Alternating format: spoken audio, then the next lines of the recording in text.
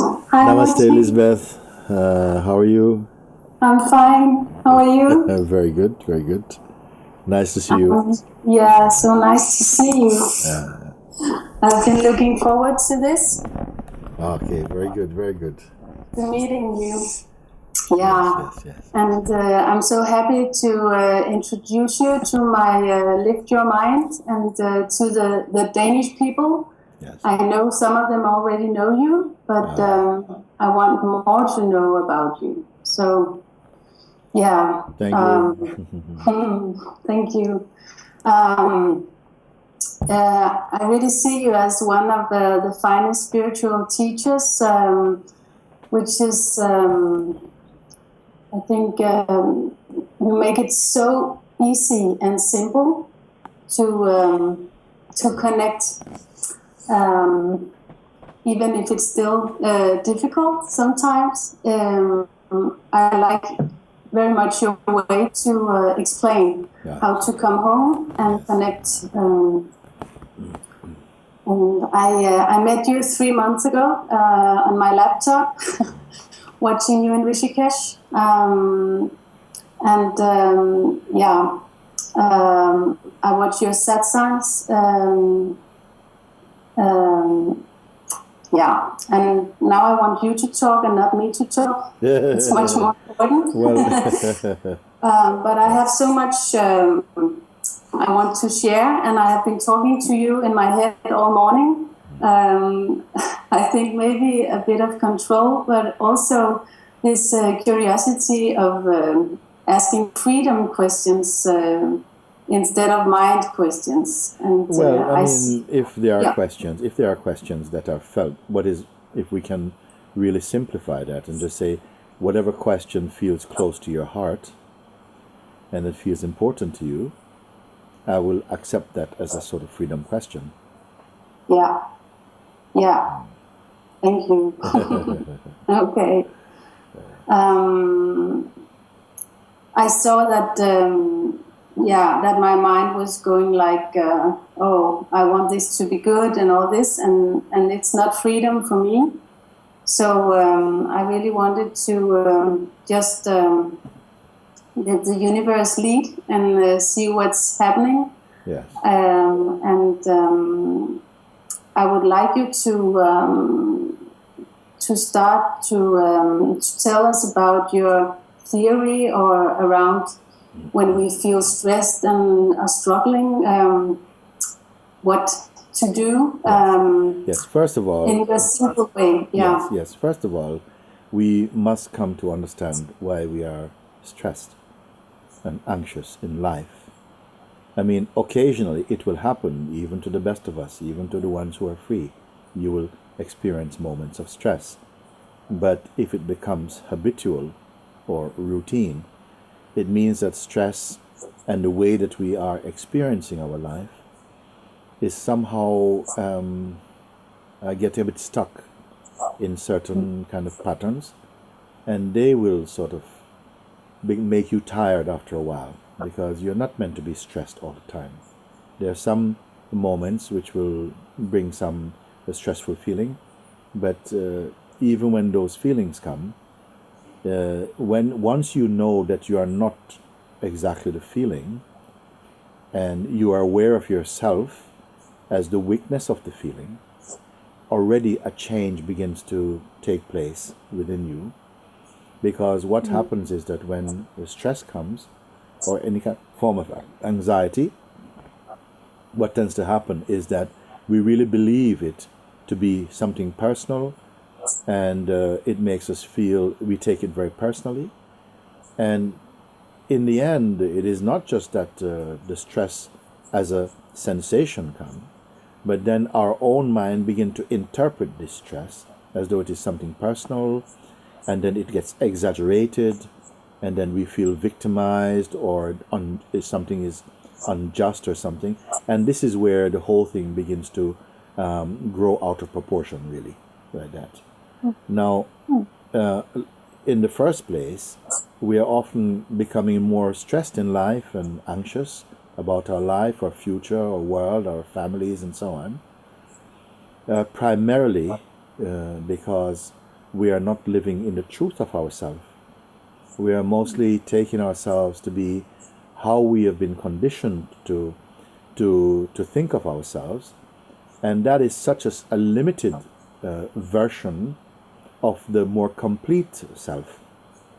And so spirituality, if it is worth or means anything, is a search for your completeness, because we are mostly not living in our completeness.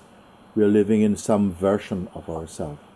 So that must begin to come into our consciousness, that we are not in the full picture of our being.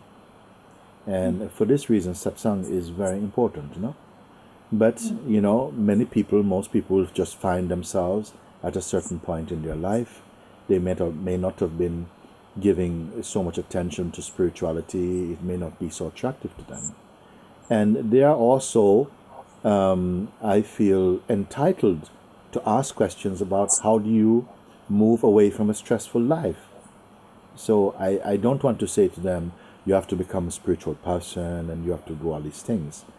So if I were to address someone from that position, I would say that one really powerful way to help is begin to observe more, as opposed to just go with the reaction, because the reactions are learned, they are developed, and they're not our essential self.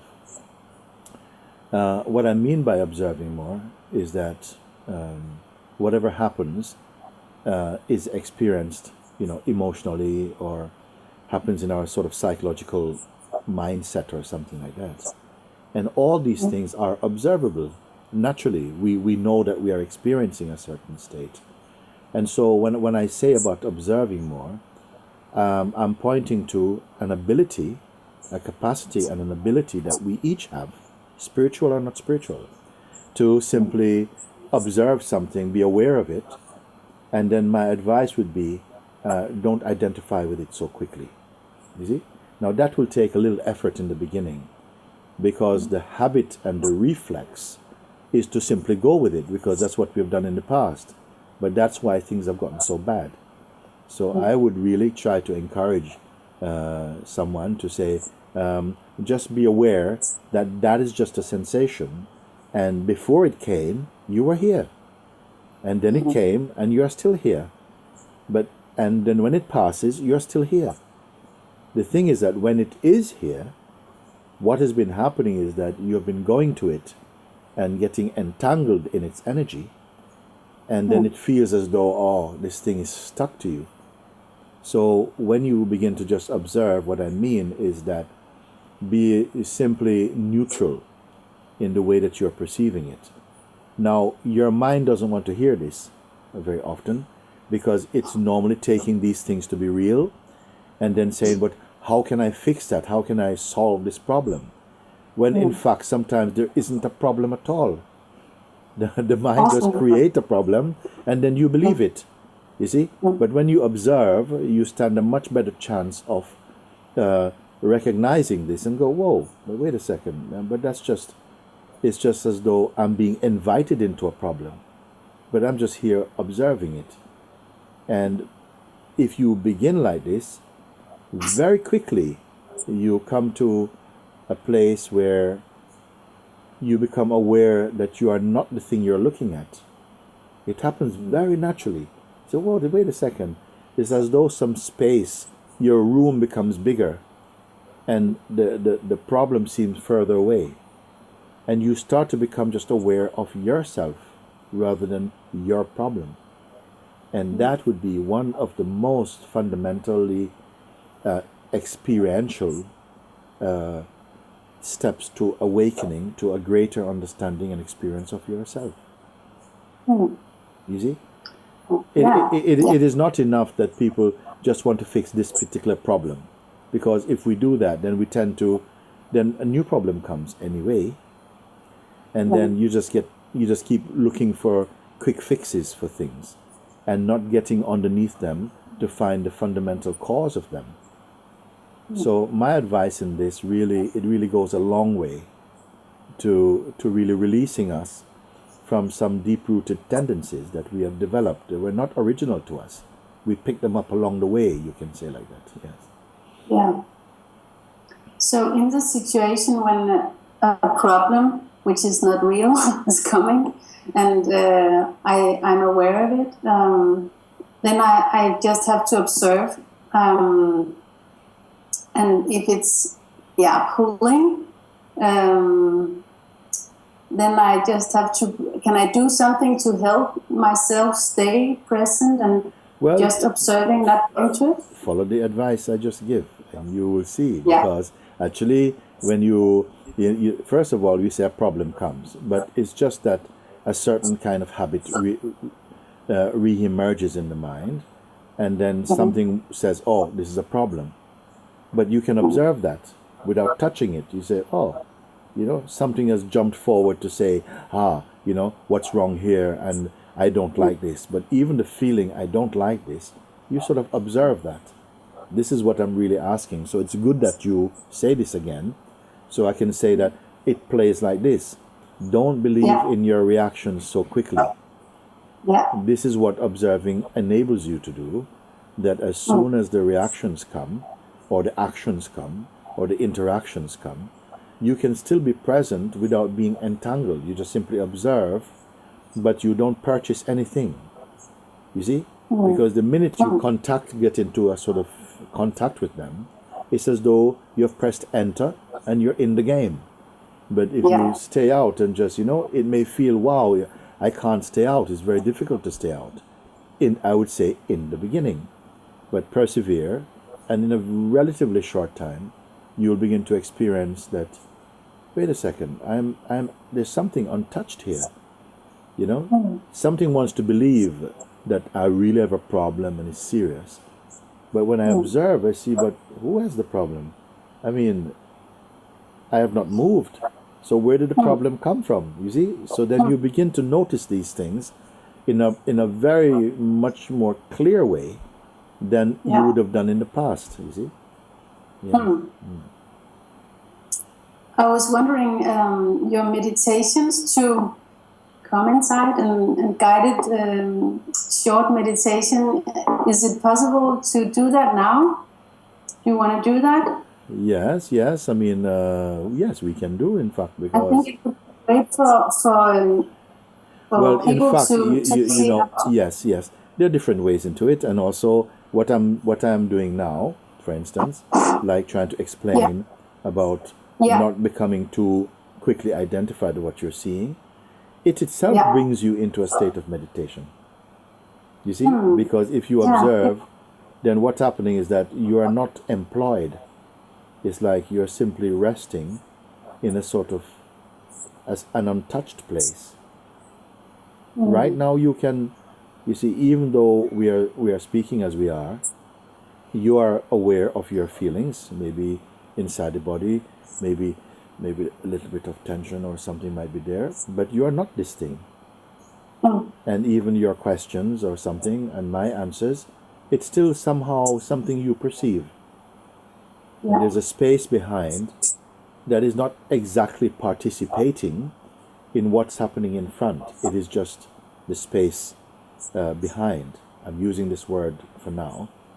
That it is just a sort of an environment, a space that is quiet. It's not moving. And somehow it's always here. It's just we don't notice it, because the mind is rushing forward and our attention goes towards the busy mind or the anxious mind or something. Some attention goes, and then we believe that is what's really happening. Whereas in fact, in our true place, nothing is really happening. You see? And you will see that as we continue, you are beginning to experience more a state of just relaxedness without doing any exercise. You are simply in a place of a quiet stillness, like that. So the guided meditation came out of this, that as people began to follow my pointing, they are beginning to notice something in a new way, that, wait a minute, I can observe my mental processes, I can observe my senses and any sensation, I can observe the different ideas and concepts, my feelings, all of these are observable. And even when they change in a subtle way, I perceive them changing. So that which is perceiving them changing is that itself changing. You see? And so this is a question that we are not used to, this type of question. And that's why I call it a freedom question. Because the more we become aware of this type of introspection, it's really bringing you home to yourself. Yourself is a stillness. There's a stillness here. But it's not stagnant. There is a peace here, but it's not boring. No, not at all. It's actually quite nourishing in some way, if you can say like that. And I even don't know who's being nourished by it. It just something is already so itself that it doesn't need anything, in fact. Not even nourishment it needs. In fact, it nourishes everything else, but itself is not nourished. And all of this... I feel very relaxed now. Yes. You know why? Because this is just about you. All this is just looking more into your own nature. And although we're having an interview that may be listened to or read by people around the world, just exploring into your nature, we're going to end up with a universal discovery that everybody can benefit from. This is what I mean by that. Because naturally you are a universal being. You see? Yeah. And so if you're speaking, even looking in this way, it's not about your personality, because very unique personality is very unique, but bigger than personality is your universal self. And when we speak of, to, and from our universal being, everyone in the world understands you. This is why I say that our common language is consciousness. Our common being is consciousness. And like English and German and Italian is just the interpretations of consciousness. This is our language. And when you speak from your truth, many people, they get it's like they're looking into a mirror and they begin to say, whoa, that me too. You see, like this. Yeah. This is what is so beautiful. Yeah. Yes, like that, you see. Yeah, thank you. It feels very nice. And I know it's just me. I think and this is a mind question, but the biggest fear around this for me, to let go of the mind, the not natural mind, is how can I provide, how can I perform, how can I, do my life and earn money and all this from this space. Yes, well, I love to be there, but do I remember all my wisdom? I know there's a lot of wisdom. I'm just confused about it. Yes. It is a good question because it is a very big question. It applies to a lot of people. That's why I said it is a good question. And I feel that we have been so badly educated about ourselves and life that largely we approach life from a position of fear. We don't trust it because it has been conveyed to us through our cultures that you have to make a life rather than discover your life. And it makes a huge difference to the way that we experience, because if you have to make a life, you need tools. You need to go out. You have to carve out a bit of existence for yourself. And what do you have to go on? What do you have as an image to say, yes, I'm going in the right way? What do we have? Except, whatever feels good in the moment, whatever your projections are, follow your projections. But many of our projections don't serve our deeper truth. So we have some common paradigms in life that making money, being independent, self-sufficient, have good friends who you can rely on, have children, that these are our goals and our virtues in some way. But very few people who have all those things are seen to be truly happy. So I don't put it that I feel that we have been very miseducated, perhaps not even intentionally, but sometimes intentionally, because in order it is conceived largely that you have to manipulate people to get what you want. There's something in us that feels like that, or manipulate life or something.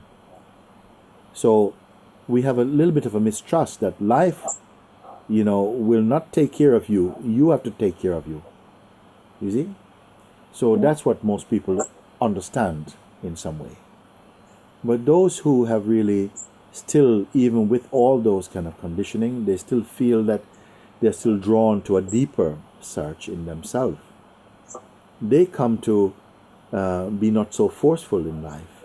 They don't have so many desires, because why? They're discovering a happiness, they're discovering a state of completeness, which is not a needy state. You see? And they're not starving. They're finding that, wait a second, like unusually large amount of seeming wonderful coincidences are happening in their life. And they say, well, why? And other people say, well, it never happens to me. And I said, actually, it's happening to all of us, but we don't notice it. Because our attention is so fixed on fulfilling our projections that you miss the things which are a gift to your life. We don't value them. You see? So something has to be understood here. Otherwise, we're just moving blindly in life. That what is it that's important to you? I think everyone should be asked this question and to write it down. What is the most important thing to you from your heart? Answer from your heart and see what people write. What would they write? And then from there we can say, okay, this is how you can go about fulfilling this. You see? So if it is that your question started, there is some confusion, because if I follow this path of spirituality, will it provide for my life? I mean, will it help me to pay my rent? Will it, the things that are necessary in life, will it bring me to those, or will I just be abandoned? I'll be a spiritually very poor person. Spiritually rich, but materially poor, or something like this. Because that is a very big misconception in the minds of many people, that to be spiritual means to be poor. And say, no, not necessarily, you see. If you say many people are spiritual or poor, they may not be poor in their own minds. In other people's minds, they may perceive them to be poor. And we have to really look at whether we are trying to live our lives to please the people who are looking at us, or who we believe are looking at us, or your life is really has its experience inside your heart. That may make a difference.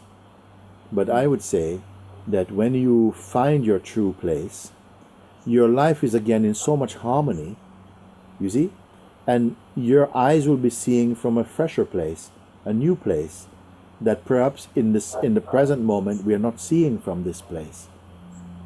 So it really must be, I can say from my experience and the experience of many people, that as you really genuinely give up your egoic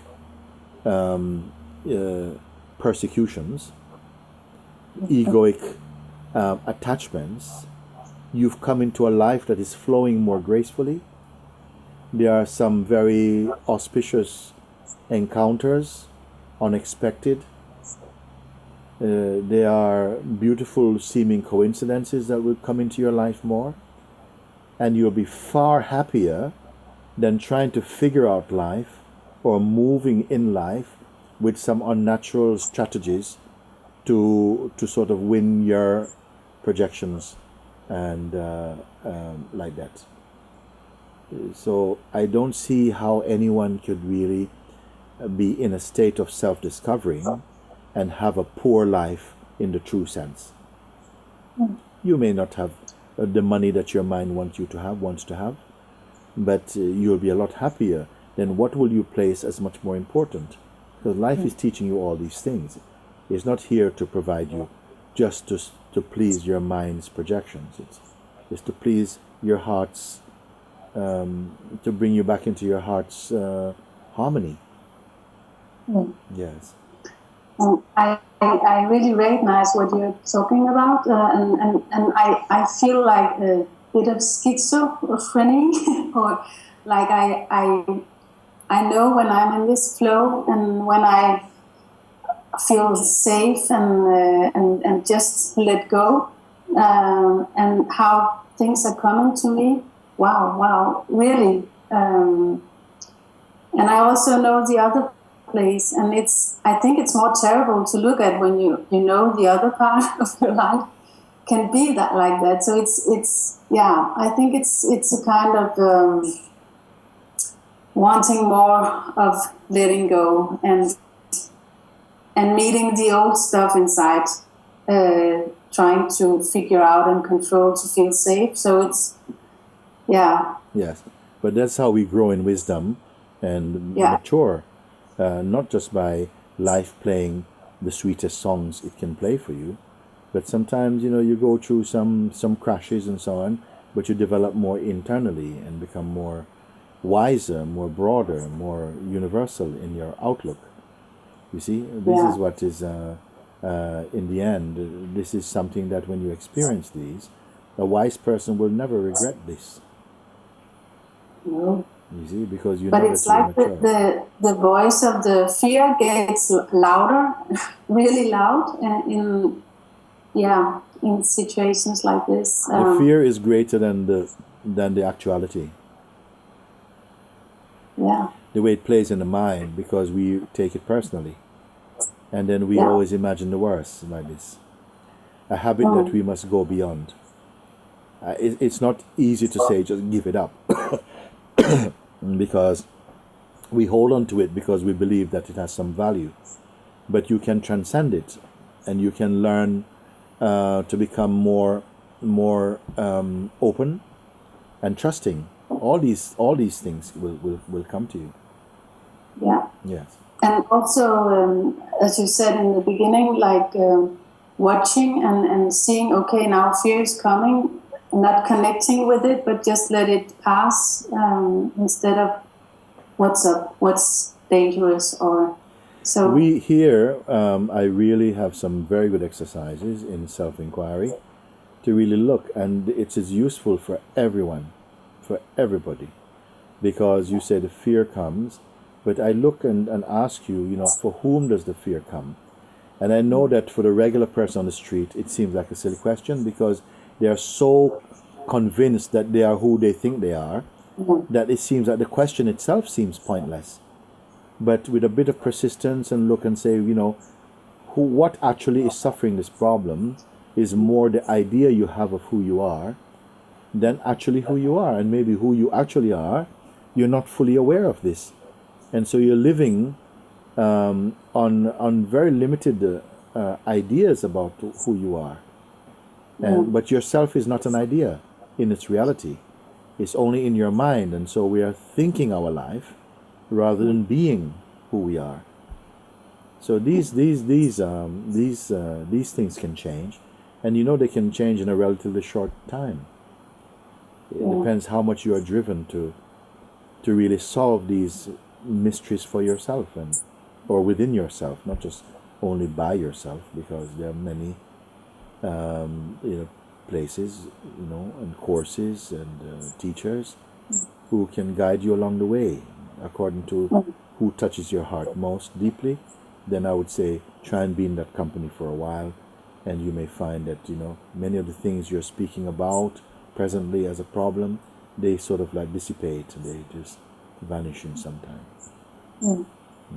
I feel that when I watch satsangs and when I sit with you now. So really, thank you for that. Very good.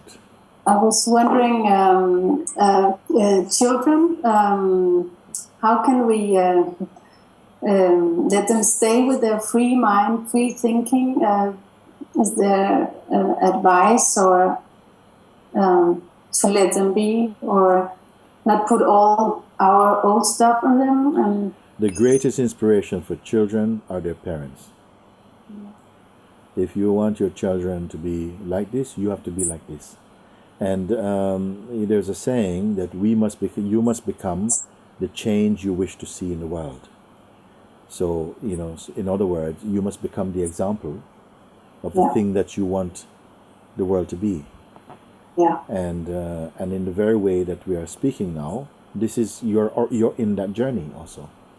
And so, as we find out more, and not just to mentally learn something, but in a very transformative way, that you are becoming what you are learning, then that will automatically be very inspiring for children who are so open, actually. And you don't have to sit down and teach them life through your mouth. Just being with you in your energy field, if you really internalize good advice, good pointers, it will become energy field for you. So when people meet you, actually we are doing this. We meet each other vibrationally, energetically. Not just what we say and how we look and so on. Part of how we look is energetic. You see, and if you're happy, in a happy state, that is also very much how you look. It's part of your appearance, but it's deeper than appearance. You see, and that is what really communicates at a soul level to other beings. And if you care that much, you would really want to connect with people at a soul level, not just at a mind level. Of course, you don't want to do this with every person you meet, because you naturally know that. But you will find affinity with those whose time has come somehow to meet in a higher way, in a truer way. And children, they learn. They are quick meditators also, if you give them a chance. And if they feel if they're brought up in a loving environment, it doesn't have to be perfect, but it has to be that somehow there is some authority, there's a presence with them, in the form of their family. Then this is like pure compost for a growing mind. Yeah. So I would say that you cannot just, of course, there are other factors that come in with a child that doesn't come from you, it just comes from God. And so you could have a family situation that is very stressful, very dysfunctional, and you may have a child that just comes out of it is very beautiful and luminous in their presence. You see, we cannot standardize these things, but as a general human observation, it is good that if the parents are sound, then it helps the child. There are some parents who are wonderful, and they have demon children, because it's got nothing to do with them. They are just good, but that's how life serves. That these children have to get manifest. These spirits, these beings, these souls have to come in the world, and they need to have loving, a loving home to come to, and they will just terrorize everything for a while, and then gradually the love that they'll probably burn out their parents too in the meantime, which is going to be their karma, their destiny will be like this for a while too. And in order to give these beings a chance to even up and then to come back into a kind of harmonious life, only the Creator can, dictate, who will go where in the administering of souls.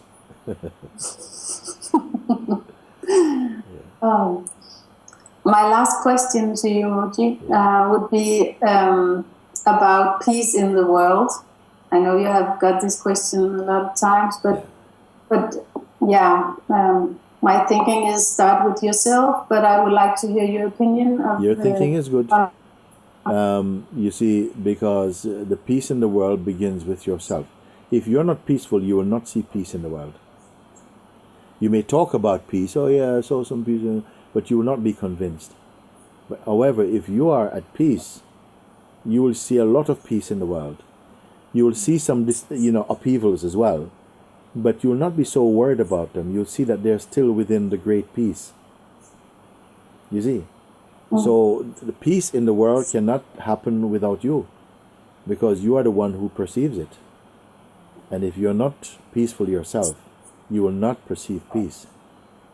If you're peaceful, you see, and loving, you'll see a peaceful, loving world. And you will generate, your very presence will generate the kind of influence that people who may have been just miserable 5 minutes ago are now feeling happier in your presence. So you're seeing a happier world, actually, because naturally your presence is contributing to the upliftment of the consciousness in its expression as life.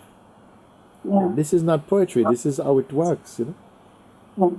You see, like if you were sitting in a waiting room and everybody's quiet there, you may still find the presence of someone very disturbing, although they're not speaking. Their energy is just you just got to go somewhere else to sit. Because it's our energy that's noisy. On the other side, you may have someone who is inwardly very peaceful, who is making a lot of noise in some way, you know, outwardly, but you're not disturbed by it because inwardly they're at peace. We respond more to the innerness of peace than the outerness of peace. And when you are peaceful inside, you perceive the world from your light, from the place you stand. And it's not because you're blind to the rest. I'd like to say something about this, that there's a saying, I'm not seeing the world as it is, I'm seeing the world as I am. And what it really means is that the world is not a fixed thing. I mean, you can say the earth is just what it is. It's just whatever it is. It is not even a story. The story is made in our mind. The earth, the world, is whatever it is. It is we who give it meaning. And in each mindset, according to our conditioning and so on and culture, shapes the world that we perceive and think we see. The world, nothing in life has one single meaning for everybody.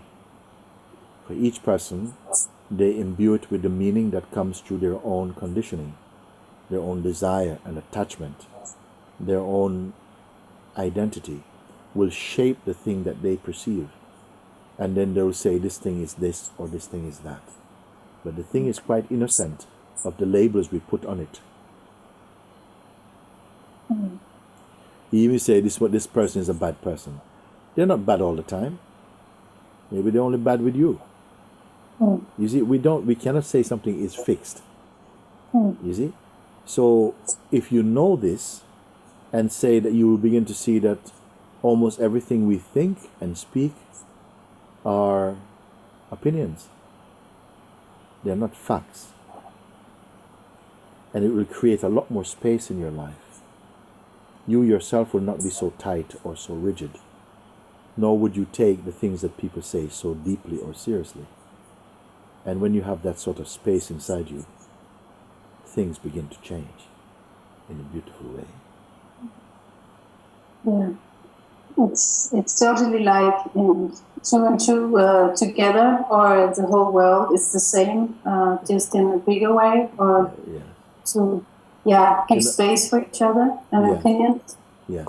If you try to give space to each other while yourself remain as a person, you will not be totally successful.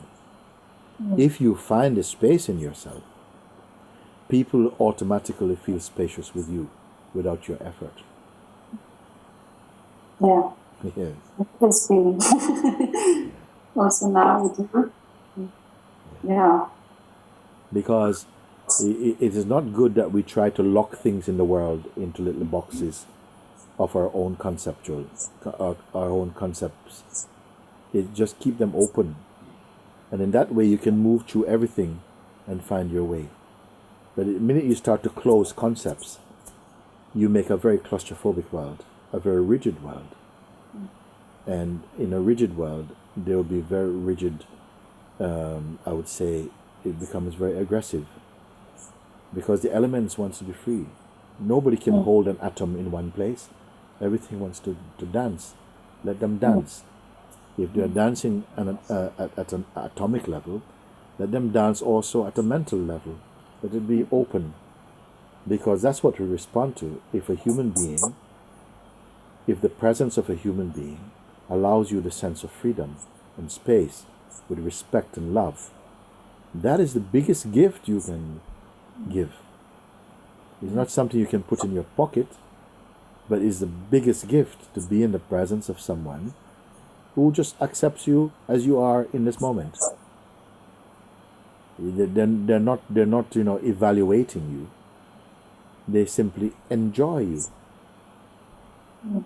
and they're enjoying themselves with you. Yeah, because if people can do that, it's because they do it to themselves, I think. Yes, because you cannot enjoy someone by itself. Like, you enjoy yourself with them. Yeah. You see? Yeah. And this is how it goes. It's like, they are beautiful, and so you are enjoy with them. They don't disturb your peace. Isn't that a wonderful gift? If we didn't disturb each other's peace, and that we sort of like we're more. But this is a very high stage in consciousness. But all of us have the capacity. Yeah. Yeah. And I think it's so needed now, more than ever in our world, to look within and come home and connect. Sometimes we have to be forced, compelled, driven to evolve. Yeah. If you are too comfortable, we sleep. I said, if we are too comfortable, we sleep. Yeah. Yeah. But when we are in some stage desperate, we evolve, we change, we transform. Yeah. Oh, nice, very good inspiration talking to you, Eugene. Is there anything you want to say here before we end this interview? Maybe I could say something like, each one must come to know that you are greater than what you think, and that there's such infinite potential for experiencing a much more fuller life with you already. You don't have to go out of yourself to get that. But if there is inside you the space and the curiosity, the urge to discover this, then already it is life that puts that urge in you.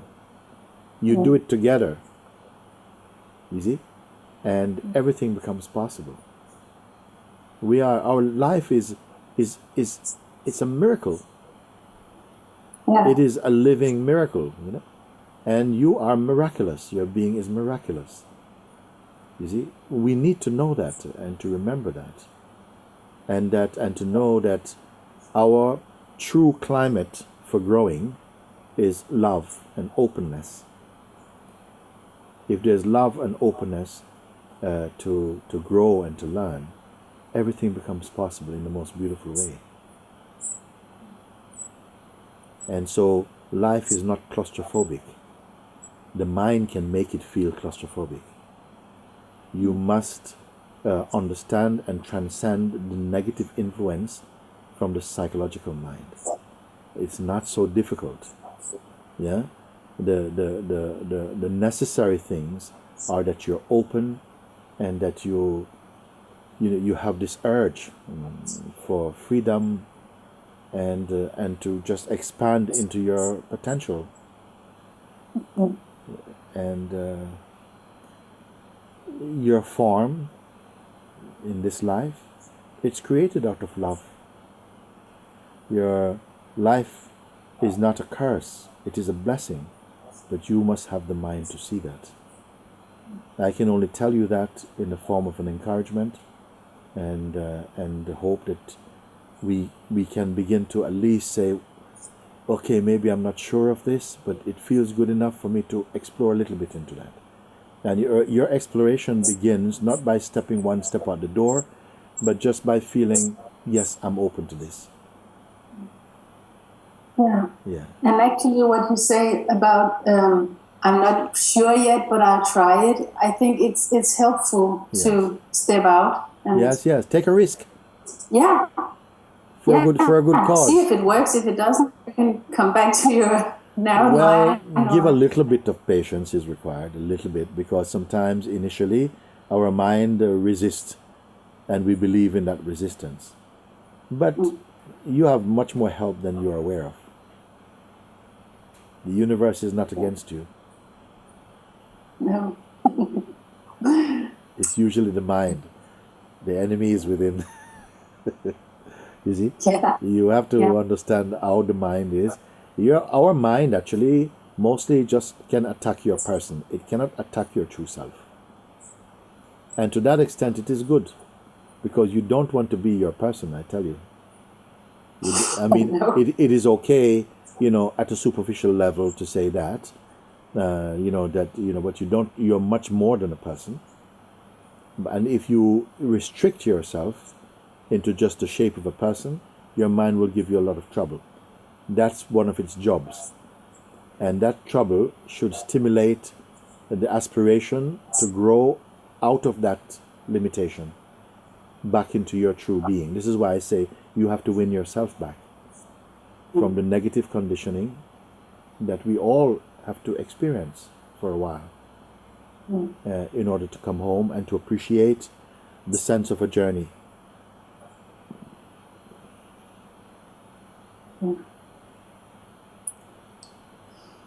Thank you so much. Thank you. Thank you for your time, Ruchi. And it's good. It's good. Every time I sit with an interview like this, I feel something new come, and it comes in a fresh way. And it has to be like that, because it is a living thing. Where if you're speaking from the heart, it will always give you a new way of, our energies combined together will produce some release the light in another direction, in another way. So it is beautiful.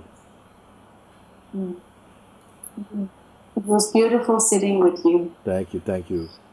I hope it continue for you like this, to just keep radiating from your presence and pull your mind more into your heart energy. You see? Yes. I'll do that. And I hope to see you in Denmark sometime. I don't know if you. Yes. We have no rigid plans. We have not any committed plans as yet, but the door is open. You see, and yes, if there are people in your country who, perhaps also as a result of whatever article is, maybe you might find more people emerge with an interest towards this, then we'll see how far it can go. At least maybe one time we could have a Skype together with a group of people or something, just to see if there is more to it than just a surface curiosity. I will do whatever I can to spread your words. Very good. Now for this, and I'm so grateful for that. Thank you. Thank you, Lisbeth. Have lovely days, and I'll see you in some other time. Okay. Yeah. Hope so. And all the best with your article. Okay. We stay in touch. Yeah. Thank you. Yeah, we'll stay in touch. Okay, honey. Bye for now.